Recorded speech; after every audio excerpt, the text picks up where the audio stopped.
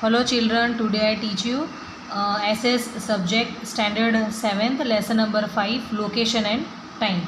तो what are these vertical and horizontal lines in the globe of the earth? ये globe अर्थ पे एक ये जो horizontal lines और vertical lines दी गई है वो क्या होता है? So they are the imaginary lines are not drawn on the surface of the earth. The horizontal lines are called latitude and the vertical lines are known as longitude. So what are latitude and degree of latitude? So let us learn through an activity. Measure the angles of different places in classroom with the help of the protractor and pencil and paper. Draw a circle on a paper and write down the angle of the circle at 10 degree, 90 degree, 30 degree and 60 degree. So latitude is an angle which range from at the equator to 90 degree north or south at the both poles, and the lines of latitude run east and west and circle parallel to the equator. So draw a circle, mark a line of latitude, and with the help of a map mention the various countries through which that latitude passes. Draw latitudes at 23.5 degree and north and south and write the name of the countries through while they pass. The equator is the middle latitude or the 0 degree latitude which divide the earth into north and south hemisphere. The part of the earth that lies to the north of the 0 degree equator latitude is called the northern hemisphere, and the part that lies to its south is known as southern hemisphere. So how many latitudes pass through our village or city? How can we find? यानी कि पृथ्वी की जो गुलाब पर जो आड़ी और खड़ी रेखाएं कैसी है, तो ये रेखाएं काल्पनिक है, ये पृथ्वी पर खींची नहीं गई है। आड़ी रेखाओं की आकाशविधि कहते हैं और खड़ी रेखाओं को देशांतर रेखा या रेखांश कहते हैं।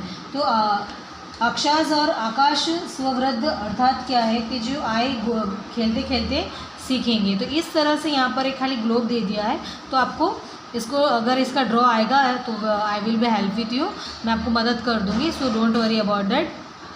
और इसमें ऐसा है कि जो पृथ्वी की जो सतह पर किसी भी स्थल की यदि सीधी रेखा पृथ्वी के केंद्र से जोड़ा जाए तो उस रेखा को विषुववृत्त या काल्पनिक सतह के साथ केंद्र पर जितने अंश का कोण बनेगा वही उसी स्थल पर अक्षांश होगा। और पृथ्वी पर उत्तरी अथवा दक्षिणी गोलार्ध में विषुववृत्त से समान कोणीय अंतर पर स्थित स्थल को जोड़ने वाले पूर्व पश्चिम वृत्त को अक्षवृत्त कहते हैं। और दशांतर पृथ्वी की सतह पर के किसी भी स्थल को यदि सीधा रेखे से पृथ्वी की दूरी के साथ समकोण पर जोड़ दे तो उस रेखा से मूल रेखावृत्त की काल्पनिक सतह जो पृथ्वी की दूरी का स्पर्श करती है के साथ दूरी पर जितनी आंश का कोण बने वही उस स्थल का दशांतर है। तो रेखावृत्त पृथ्वी की दूरी से मूल रेखावृत्त की काल्पनिक सतह के साथ पृथ्वी की सतह पर समान कोणकदार दूरी पर स्थल पर को जोड़ने वाली उत्तर दक्षिण रेखा पर रेखावृत्त अवृत्त कहते हैं। तो एक वृत्त बनाकर उसमें सूचना अनुसार करें और लिखें, अक्षांश वृत्त बनाएं और नक्शा की मदद से बताएं कि यह किन किन देशों से गुजरती है। तो यहाँ पे सिर्फ डू एंड लर्न है।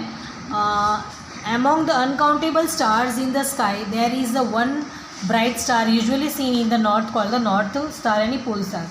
हम जैसे कि स्काई में देखते हैं तो अनकाउंटेबल स्टार्स होते हैं, तो उसमें से एक स्टार हो जाए बहुत ही ब्राइट होता है तो वो स्टार को नॉर्थ स्टार कहा जाता है, यानी कि पोल स्टार भी कहा जाता है। तो उसको तुमको इस तरह से प्रोटेक्टर से आपको देखना होगा। यहाँ पे ऑलरेडी एक्टिविटीज़ दी गई है।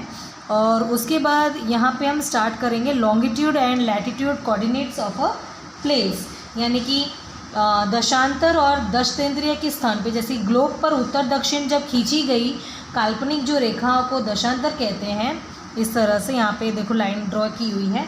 तो नीचे दी गए जो विश्व के नक्शे में 0 डिग्री से लेकर के दशांतर रेखा किस देश से गुजरती है तो उसे खोजिए तथा पूर्व और पश्चिम दिशा में कितने देशांतर है बताइए।